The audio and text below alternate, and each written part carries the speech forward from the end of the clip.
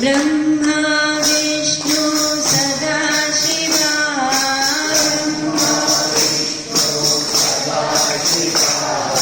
ब्रह्मा विष्णु सदाशिवा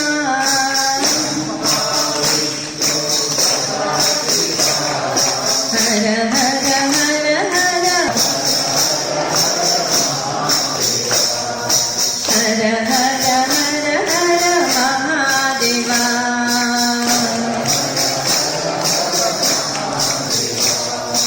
हर हर हर शिव शिव शिव शिव सदा शिवा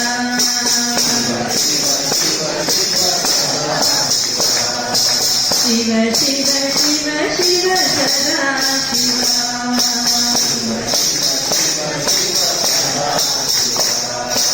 जय गुरु ओंकारा जय जय श्री गुरु ओंकारा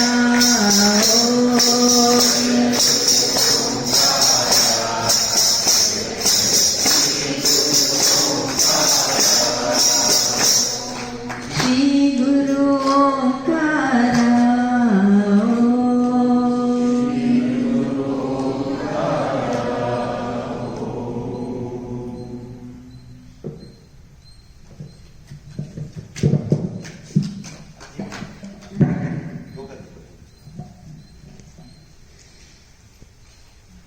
ಬೆಳೀತಾ ನಮ್ಮ ದೇಶಕ್ಕೆ ಅದರ ಸಂಪತ್ತು.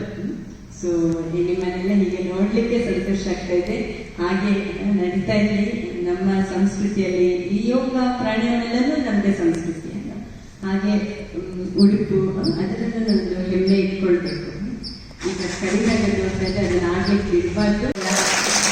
ನಿಮಗೆ ಅಲ್ವಾ ಕೃಷ್ಣ ಅವರೇ ಎಷ್ಟು ಚೆನ್ನಾಗಿ ಭಾಗವಹಿಸಿದ್ದಾರೆ. ಅವ್ರು ಹೇಳ್ತಿದ್ರು, ನಾವು ಫೋನ್ ಮಾಡಿ ವಿಚಾರಿಸ್ಕೊಡ್ತಿದ್ದೇವೆ ಹೇಗೆ ನಡೀತಾ ಇದೆ, ಎಲ್ಲರೂ ಚೆನ್ನಾಗಿ ಪಾರ್ಟಿಸಿಪೇಟ್ ಮಾಡ್ತಾ ಇದ್ದಾರಾ ಅಂತ ಹೇಳ್ಕೊಂಡು. ಅವ್ರು ಹೇಳ್ತಿದ್ರು ತುಂಬಾ ಎಂಥೂಸಿಯಾಸಮ್ ಅಲ್ಲಿ ಮಾಡ್ತಾ ಇದ್ದಾರೆ ಅಂತ ಹೇಳ್ಕೊಂಡು. ಅದು ಇವತ್ತೆಲ್ಲ ಇಷ್ಟೊಂದು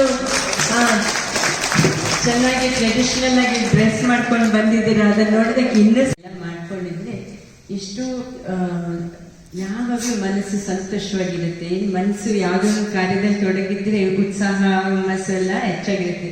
ಇದು ತಿಳಿದಿರೋ ವಿಷಯ ಎಷ್ಟು ವರ್ಷಗಳಿಲ್ಲ ಸಂತರಿಗೆ ಎಲ್ಲ. ಹಾಗಾಗಿ ಭಾರತದಲ್ಲಿ ಇದು ನಡೀತಾನೆ ಇದೆ.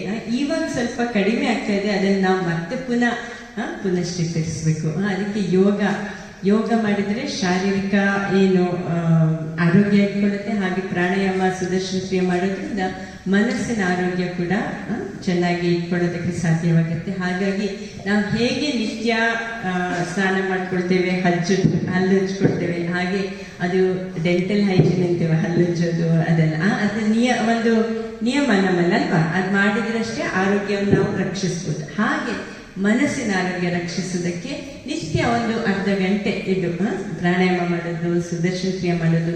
ಅದರಿಂದ ಏನು ನಮ್ಮ ಪರ್ಸನಾಲಿಟಿಯನ್ನೇ ಅಷ್ಟೊಂದು ಲವಲವಿಕೆ ಉಂಟಾಗುತ್ತೆ, ಉತ್ಸಾಹ ಇರುತ್ತೆ, ಮತ್ತೆ ಎನರ್ಜಿ ಇರುತ್ತೆ. ಏನು ಕೆಲಸ ಮಾಡ್ಬೇಕಾದ್ರೆ ಅಷ್ಟೊಂದು ಶಕ್ತಿ ನಮ್ಮಲ್ಲಿ ಇರುತ್ತೆ. ಅದೆಲ್ಲ ನಮ್ಮೊಳಗೆ ಇದೆ. ಅದನ್ನ ಎಬ್ಬಿಸ್ಬೇಕಾದ್ರೆ ಈ ಪ್ರಾಣಾಯಾಮ, ಸುದರ್ಶನ ಕ್ರಿಯಾ, ಧ್ಯಾನ ಅಗತ್ಯ. ಇದು ಗೊತ್ತಿದ್ದದ್ದು. ಅದನ್ನು ನಾವು ಮತ್ತೆ ಪುನಃ ಅದನ್ನು ನಮ್ಮ ಜೀವನದಲ್ಲಿ ಅಳವಡಿಸ್ಕೊಂಡು ಮನಸ್ಸನ್ನು ಯಾವಾಗಲೂ ಸಂತೋಷವಾಗಿ ಉತ್ಸಾಹದಲ್ಲಿ ಇರೋ ಹಾಗೆ ಮಾಡೋದು ಅದು ನಮ್ಮ ಜವಾಬ್ದಾರಿ. ನೀವೆಲ್ಲರೂ ಕಲ್ತಿದ್ದೀರಾ. ಸೊ ಅದನ್ನ ನಿತ್ಯ ಅಭ್ಯಾಸ ಮಾಡಬೇಕು. ಮಾಡ್ತೀರಲ್ಲ ಎಲ್ಲರೂ? ಅದೇ ನಿಮ್ಮ ಟೀಚರ್ಸ್ಗೆ ಬೆಸ್ಟ್ ಕೊಡುಗೆ. ನೀವು ನಿತ್ಯ ಪ್ರಾಕ್ಟೀಸ್ ಮಾಡ್ಕೊಂಡು ಅವರಿಗೆ ಮಾಡಿದ್ದೇವೆ ನಾವು ಇದನ್ನು ಅಂತೇಳಿ ಹೇಳಿದಾಗ ನಿಮ್ಮಲ್ಲೇ ಆ ಪರಿವರ್ತನೆ ನೋಡ್ತೇವೆ. ಅದನ್ನ ನಿಮ್ಮಲ್ಲಿ ನೋಡಿ ಬೇರೆ ಜನರಿಗೆ ಅದರ ಕುತೂಹಲ ಬರ್ಬೇಕು. ಏನು ಇವರನ್ನಾಗಿ ನಾವೆಲ್ಲ ಆರ್ಟ್ ಆಫ್ ಲಿವಿಂಗ್ ಶಿಬಿರ ಮಾಡಿದ ಹಾಗೆ ವಾಲಂಟಿಯರ್ಸ್ ನೋಡುವಾಗ ಅವರೆಲ್ಲ ಅಂತ ಒಂದು ಹೃದಯದಿಂದ ಬರುವ ಸ್ಮೈಲ್.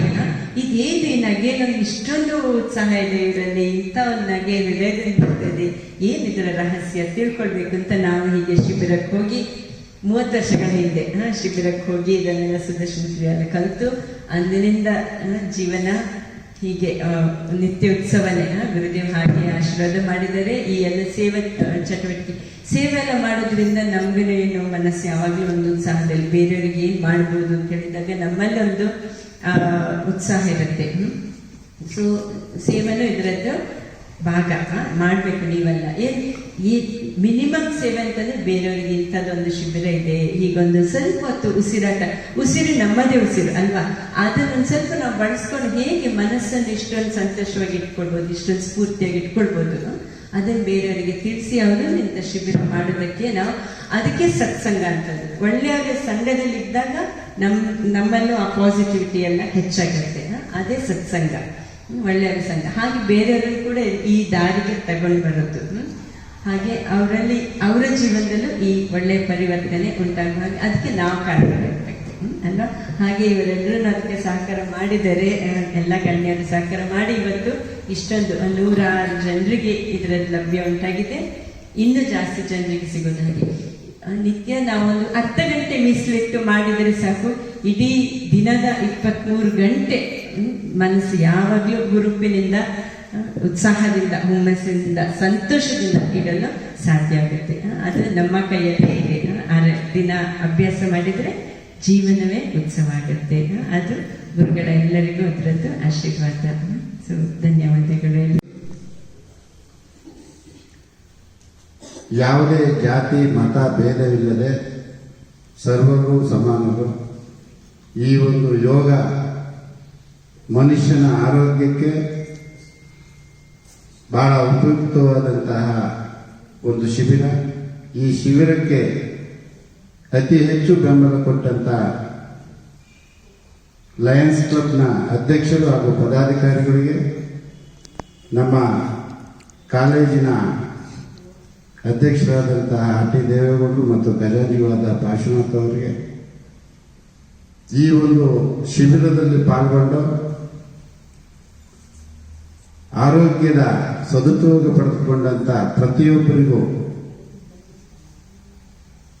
ಧನ್ಯವಾದಗಳನ್ನು ಅರ್ಪಿಸುತ್ತಾ, ಯಾವುದೇ ಹುದ್ದೆಯಲ್ಲಿ ಇದ್ರೂ ಸಹ ಈ ಒಂದು ಶಿಬಿರದಲ್ಲಿ ಪಾಲ್ಗೊಂಡು ಈ ಶಿಬಿರಕ್ಕೆ ಶಕ್ತಿ ತುಂಬಿದಂತಹ ಶಿಬಿರಾರ್ಥಿಗಳಿಗೆ ಮೊದಲು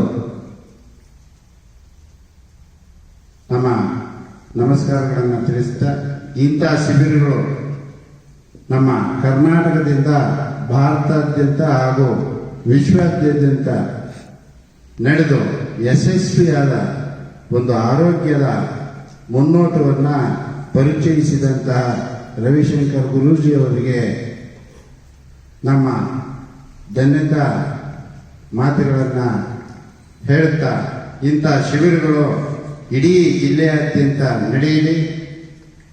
ಈ ಒಂದು ಶಿಬಿರದ ಮುನ್ನೋಟಕ್ಕೆ ಮುನ್ನುಡಿ ಬರೆದಂತ ನಮ್ಮ ಹಾಸನ ನಗರಸಭಾ ಆಯುಕ್ತರಾಗಿದ್ದಂತಹ ಪರಮೇಶ್ವರಪ್ಪನವರ ಒಂದು ಉತ್ತೇಜನ ನಮ್ಮ ಜಿಲ್ಲೆಯಲ್ಲೂ ನಡೀಲಿಕ್ಕೆ ಬಹಳ ಉಪಯುಕ್ತವಾಗಿದೆ. ಈ ಒಂದು ಸಂದರ್ಭದಲ್ಲಿ ಮೇಡಮ್ ಅವರು ಆಶೀರ್ವಚನ ನೀಡಿದಂತೂ ಅದ್ಭುತವಾಗಿತ್ತು. ಅಂತಹ ಗುರೂಜಿಯವರ ಪ್ರೇರಣೆಯಿಂದ ನಡೆದಂತ ಇಂಥ ಶಿಬಿರಗಳು ಹೆಚ್ಚೆಚ್ಚು ನಡೆದು ಇಡೀ ನಮ್ಮ ಮನುಕುಲಕ್ಕೆ ಒಳ್ಳೆಯದಾಗಲಿ. ಇಂಥ ಶಿಬಿರಗಳಿಂದ ಉತ್ತೇಜನಗೊಂಡು ಇಡೀ ಮನುಕುಲದ ಒಂದು ಆರೋಗ್ಯಕ್ಕೆ ಯಶಸ್ವಿಯಾಗಿ ಅವರು ಮಾಡ್ತಿರ್ತಕ್ಕಂಥ ಕೆಲಸ ಶುಭವಾಗಲಿ, ಒಳ್ಳೆಯದಾಗಲಿ. ಈ ಒಂದು ಸಹಯೋಗದಲ್ಲಿ ಯಶಸ್ವಿಯಾಗಿ ನಡೆದಿದೆ. ಇದು ನಮ್ಮ ಹ್ಯಾಪಿನೆಸ್ ಪ್ರೋಗ್ರಾಮ್ ಅಂತ ಏನು ಇವತ್ತು ನಾವು ಟೈಟಲ್ ಅಲ್ಲಿ ಕೆಲಸ ಮಾಡಿದ್ದೇವೆ. ನಾವು ಸತ್ಸಂಗವನ್ನು ಮಾಡಿದ್ದೇವೆ. ಇದು ನಮ್ಮ ಲಯನ್ಸ್ ಕ್ಲಬ್ಬಿನ ಸೇವಾ ವಿಷಯಗಳಲ್ಲಿ ಒಂದು ಕೂಡ. ಲಯನ್ಸ್ ಕ್ಲಬ್ ವತಿಯಿಂದ ಸಮಾಜಕ್ಕೆ ಕೊಡ್ತಾನೆ ಬಂದಿದ್ದೇವೆ. ಎಲ್ಲ ಆರೋಗ್ಯಕ್ಕೆ ಸಂಬಂಧಪಟ್ಟಿರ್ಬೋದು ಅಥವಾ ದೀನದಲಿತರಿಗೆ, ಬಡವರಿಗೆ ಹೆಲ್ಪ್ ಮಾಡುವಂಥದ್ದಿರ್ಬೋದು, ಮತ್ತೆ ಈ ತರ ಯೋಗ ಕಾರ್ಯಕ್ರಮಗಳಿರ್ಬೋದು, ಮತ್ತೆ ನೀಡಿರುವಂತಹದನ್ನ ನಾವು ಒದಗಿಸುವಂತ ಕೆಲಸಗಳನ್ನ ಲಯನ್ಸ್ ಕ್ಲಬ್ ಮಾಡ್ತಾ ಬಂದಿದೆ. ಹಾಸನ ಲಯನ್ಸ್ ಕ್ಲಬ್ ನಲ್ಲಿ 150 ಜನ ಸದಸ್ಯರಿದ್ದು ಬಹಳ ಗಂತವ್ಯತ ಸಂಸ್ಥೆಯಾಗಿ ಕಾರ್ಯನಿರ್ವಹಿಸ್ತಾ ಇದೆ. ಈ ವರ್ಷದಲ್ಲಿ ಈಗಾಗಲೇ ನಾವು ಪತಂಜಲಿ ಜೊತೆ ಯೋಗ ಕಾರ್ಯಕ್ರಮವನ್ನ ನಡೆಸ್ಕೊಂಡು ಬಂದಿದ್ವಿ. ಈಗ ನಮಗೆ ಆರ್ಟ್ ಆಫ್ ಲಿವಿಂಗ್ ನವರ ಸಂಪರ್ಕ ಬೆಳೆದು ನಾವು ಈ ರೀತಿ ಸುದರ್ಶನ ಕ್ರಿಯೆ ಒಂದು ಹೊಸ ಅಧ್ಯಾಯವನ್ನ ಪ್ರಾರಂಭ ಮಾಡಿದ್ದಂತೂ ನಮ್ಗಂತೂ ಬಹಳ ಸಂತೋಷ ಆಗಿದೆ. ಮುಂದಿನ ದಿನಗಳಲ್ಲಿ ಇದನ್ನ ನಾವು ಮುಂದುವರಿಸಲಿಕ್ಕೂ ಕೂಡ ಆಸಕ್ತರಾಗಿದ್ದೇವೆ. ತಾವು ಕೂಡ ನಮ್ಮ ಲಯನ್ಸ್ ಕ್ಲಬ್ ಜೊತೆ ಈ ಸೇವಾ ಕಾರ್ಯಕ್ರಮಗಳಲ್ಲಿ ಕೈ ಜೋಡಿಸಿದ್ದೆ ತುಂಬಾ ಯಶಸ್ವಿಯಾಗಿ ಸಮಾಜಕ್ಕೆ ಒಂದು ಸೇವೆಗಳನ್ನ ಸಲ್ಲಿಸಲಿಕ್ಕೆ ಅವಕಾಶ ಇದೆ ಅಂತ ಹೇಳಿ ನಾನು ಭಾವಿಸ್ತೇನೆ. ತುಂಬಾ ಘನತವ್ಯಕ್ತ ಹಿರಿಯರು ದಾನಿಗಳು ಇಲ್ಲಿ ಇದ್ದೀರಿ. ತಾವು ಕೂಡ ನಮ್ಮ ಲಯನ್ಸ್ ಕ್ಲಬ್ಗೆ ಸದಸ್ಯರುಗಳು ಬಯಸಿದರೆ ನಾವು ತಮ್ಮನ್ನು ಕೂಡ ಸ್ವಾಗತಿಸ್ತೇವೆ. ಹಾಗಾಗಿ ಸಮಾಜ ಸೇವೆಗೆ ತಾವು ಕೂಡ ತೊಡಗಿಸ್ಕೊಳ್ಳಿ, ನಮ್ಮ ಜೊತೆ ಕೂಡ ಕೈ ಜೋಡಿಸಿ ಅಂತ ಹೇಳಿ ನಮ್ಮಲ್ಲಿ ಮನವಿ ಮಾಡ್ತಾ ಈ ಒಂದು ಅವಕಾಶಕ್ಕಾಗಿ ತಮ್ಮೆಲ್ಲರಿಗೂ ವಂದಿಸಿ ನನ್ನ ಮಾತನ್ನು ಮುಗಿಸ್ತೀನಿ.